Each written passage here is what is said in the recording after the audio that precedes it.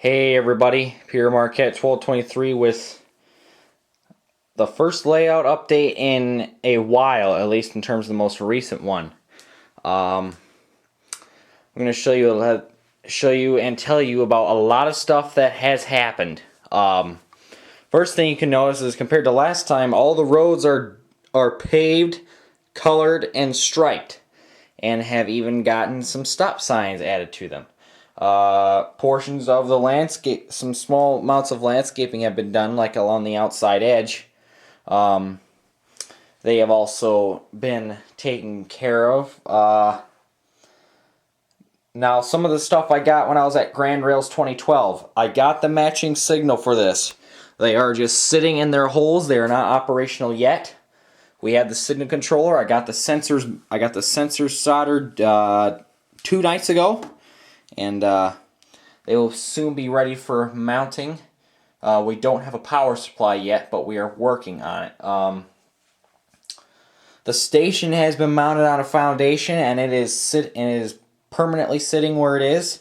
The pencil lines you can see, if you can see them, are where a proposed parking lot is going to happen. You can see where I've edited out some of it. It was going to be gigantic.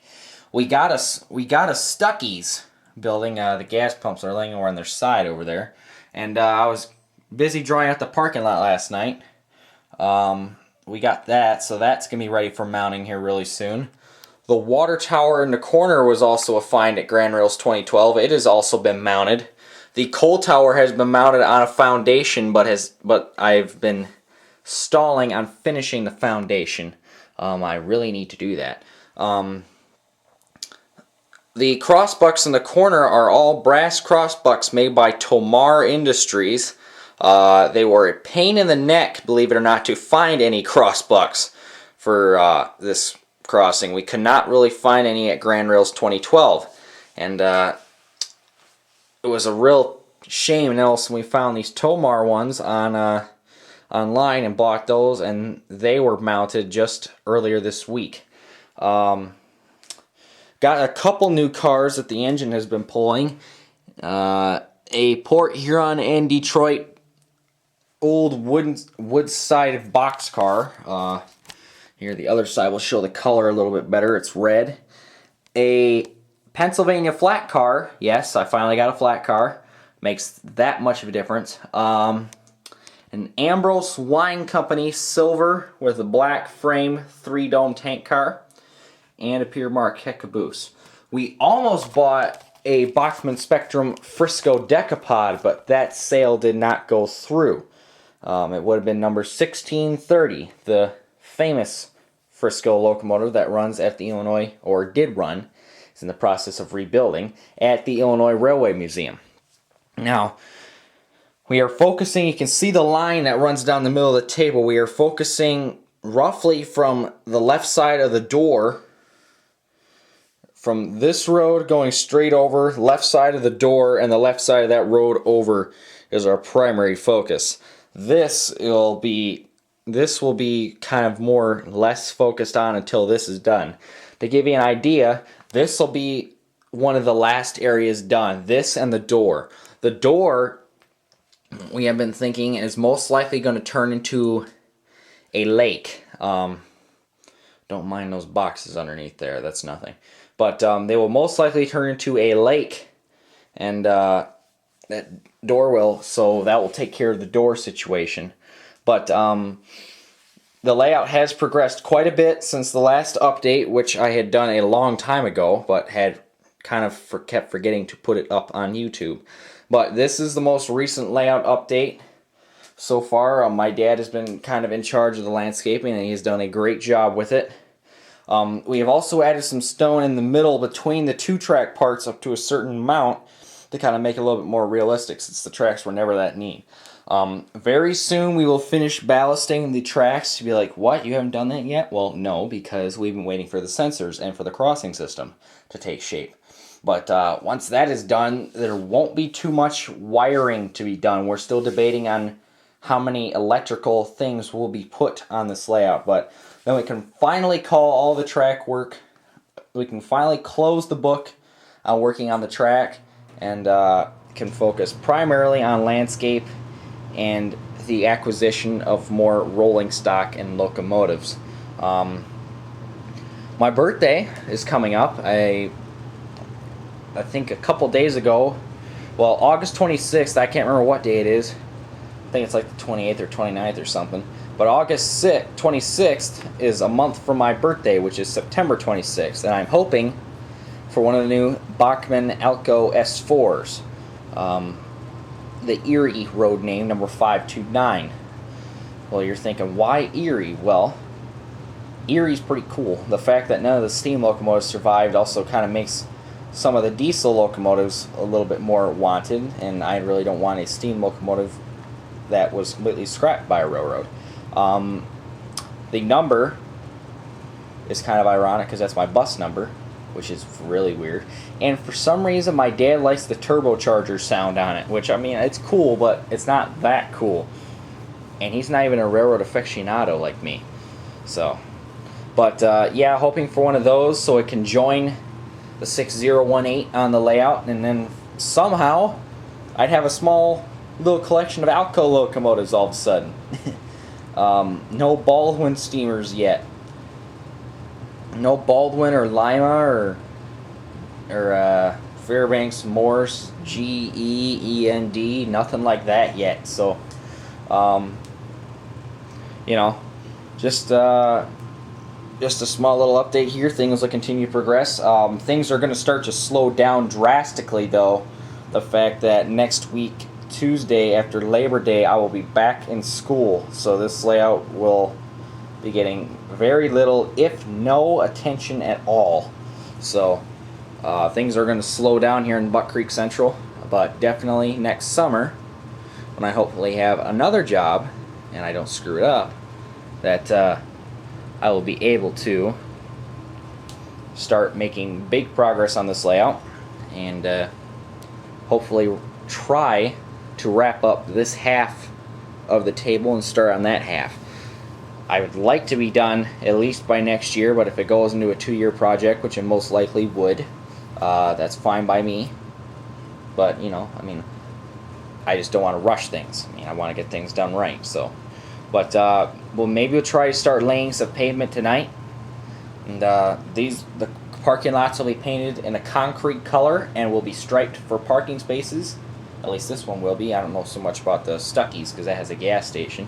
But they will be painted and striped. And before you know it, we'll start focusing on other stuff. So it's just been a little update on this layout. And hope to have more for you soon. 1223 out.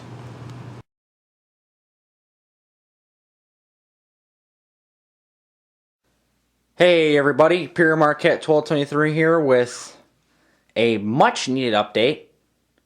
The last one was in August, and it is now near mid-October, so I thought it's about time for one. And I'm going to try and best sum it up in probably about 10 minutes or so. I'll try to be under that, I'll be fast. First thing is, though, is that most of this area along the outside of the track is done up to about those trees there. I got a couple of trees that are supposed to be pines that are dead trees. So to add to the realism.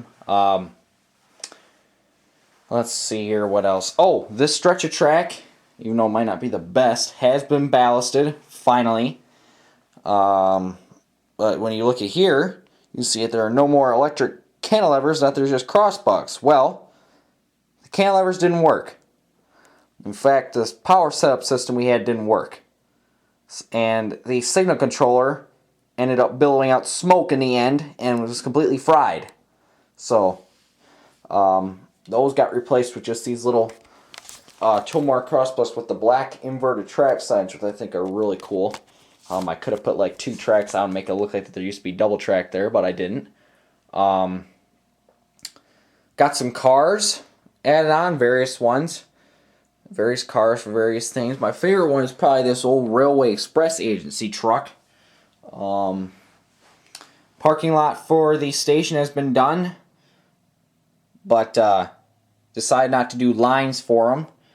There are holes in the table where there are going to be street lights, bright street lights. There This locomotive here, this Pennsylvania RS5, number 8448, is on loan temporarily from the same guy I borrowed the two F7A and F7Bs from. He has been very generous to loan this to me. I am possibly going to acquire a Chicago, Burlington, and Quincy NW2 switcher from him for that.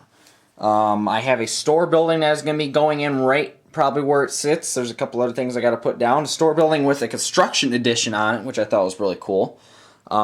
This self-cleaning maintenance of way track tank car is also new. It goes on the track and cleans it. These two Chesapeake and Ohio hoppers are also new. I bought those a little while back. This display track is eventually where the 6018 is going to go once it returns. I just sent it out not too long ago for repair finally after it broke in August. This old converted boxcar is kind of going to be like the office there. It's going to be on display, so to speak, for most of the time. Over in here, there's a church that's going to go in. I put down 2 houses and 2 driveways. A schoolhouse is going to go back there in the corner, so it's going to have a really long driveway. Not to get to that yet. I'll tell you my big acquisition, and I'll tell you what happened it took to get that. Finished putting stone around the water tower and the coaling tower. The coaling tower was fairly difficult. But probably my big acquisition was back here, which my camera's very blurry. A MTH HO 282 custom lettered and painted, or custom lettered and numbered for the Chesapeake and Ohio. It's number, I think this is ironic. Let me get in here. It's numbered 1234. I don't think this was an X-Pier Marquette Mikado, but I could be wrong. But it smokes, it makes sound, it has every little sound feature you can think of. In fact, the whole thing's actually shiny because of the smoke residue it's covered in. You can see some of it back by the Chesapeake and Ohio lettering. I need to take and clean it. But yeah, this thing runs really well. It barely negotiates the curves in some places. I actually have to probably fix one of the curves in the back one day because it rides over it funny. It comes off and comes back on the track. But for now, it works. So far, it's gone about a week or so and hasn't broke yet, which is good. I'll go over a review of that later. I prefer to keep the smoke unit off because it leaves behind so much residue that it messes up the track, and then all of a sudden this thing can hardly pull anything at all, even with the traction tires and all the weight it has. But otherwise, that engine can pull a lot, and it will go into a review. The door has been taken off. It's going to be turned into a lake soon. Once we get that done, there won't be really too much to do on the table. I mean, you can see there's not too much more. I mean, yeah, there's things starting to get put in, but the door is a huge chunk of the table that has to get done. But, yep, the Pennsylvania RS5 was on loan for a little. It is still. I have to give it back, actually. It's on loan because for a little while, I didn't have a locomotive at all when 6018 was sent out, and I bought that locomotive back there. Now, here's how I bought it.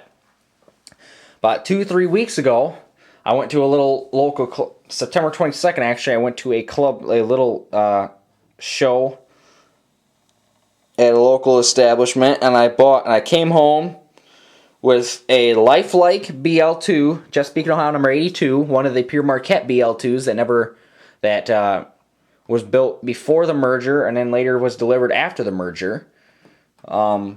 And Pure Marquette number 50, an NW2, in the black paint scheme. Well, the BL2 broke on the first day. It had a couple bad gears in it, so it made an odd thumping sound.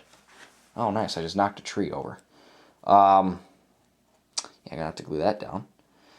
And then next, the NW2, which did really well until about a week and a half after, needed some serious lubrication, was making some noise, and then it just suddenly froze up. So afterwards I had 3 broken locomotives. So I traded those ones back to the same guy, because he repairs and deals with the locomotives or whatever. And came home with this MTH 282, which are kind of hard to find right now since MTH for some reason is producing locomotives. And the fact that it was custom lettered and numbered also kind of drew me to it. I either was going to choose between a Proto 2000 Pure Marquette Berkshire, not number 1225, that's what detracted me from that, is number 1209. A Broadway Limited Hudson, an MTH 284, and this, and I chose this. But anyway, this is just a short little update. I managed to make it within 10 minutes, and yep, so just to show you what it does. Oh yeah, and it can pull all 7 of the passenger cars, so I can't wait to show you that. But it's just been a little update from the Buck Creek Central. 1223. Out.